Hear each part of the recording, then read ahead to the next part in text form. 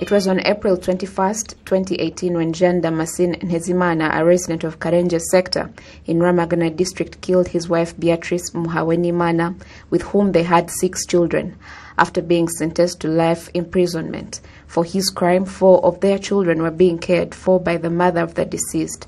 The other 2, who were elder, decided to continue living in their family home while fending for themselves. At 19, the eldest says life is not easy for him and his younger sister he lives with.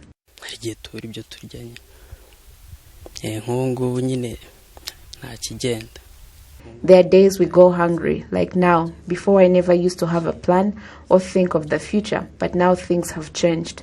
I have to think of what happens next, what's going to happen in the future. Sometimes I feel like I'm losing my mind and I'm just there not knowing what to do, and I decide to not speak to people around me.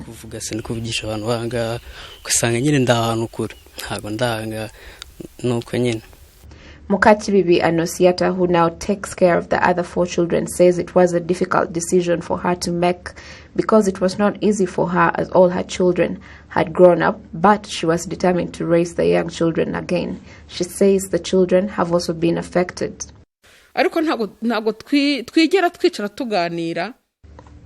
We never sit and talk about their parents or what happened, but the children often talk about their mother. And I've never heard them talk about their father, because even when the mother was still alive, the children didn't spend a lot of time with their father. They were old enough to see the conflict between the parents.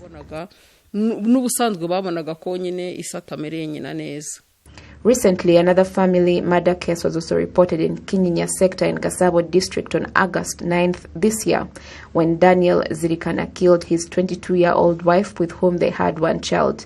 The perpetrator has so far fled and is still wanted. The child is at the moment being taken care of by a neighbor. He had brought 3 of his other children to live with his young wife and their youngest. So you see, the children are feeling the impact. Their uncles came to take the other 3 children, but they also couldn't manage them because they also have their own children. But they were to take them to their grandparents. The 4th one I am taking care of.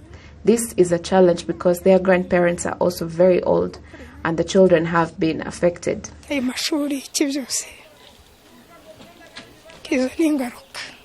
Karenje Sector Executive Secretary Ntagwabira Valence says the problem in the sector has escalated to the point where it is possible for families to be a burden to the government. The burden is evident. There are times they split up, and when dividing property, most of it is spoilt, and the life they had has now changed. And they even move from class 3 or 2 to 1 now, which ultimately becomes a burden for the government because these people are not living the same way.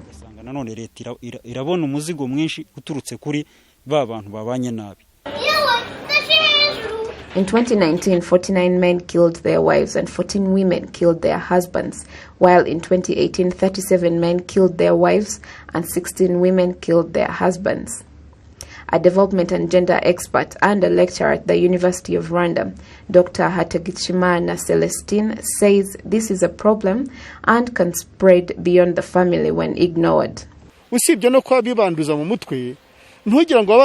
Apart from affecting the children mentally, there's a possibility of children becoming violent themselves, especially because you might find that these children are step siblings, so there are marks of violence left among the children.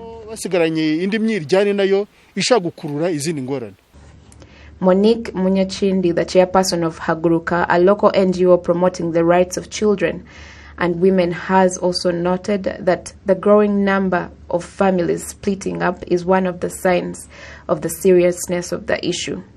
For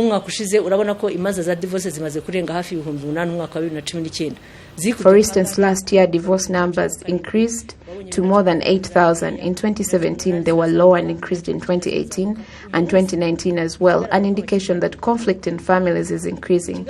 And it shows that these conflicts start at the beginning of the marriage and they keep growing to the point of even them killing each other. And in these communities where these families are, these conflicts are known. There's a need to sit these people down and talk to them in all ways possible.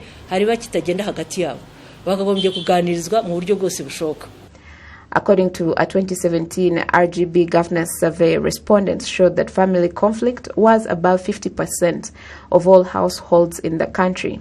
And in 2019, the study again showed that family conflict was at 60.7%. Last year, though, family conflict had risen to as much as 70.39%, according to the public perception.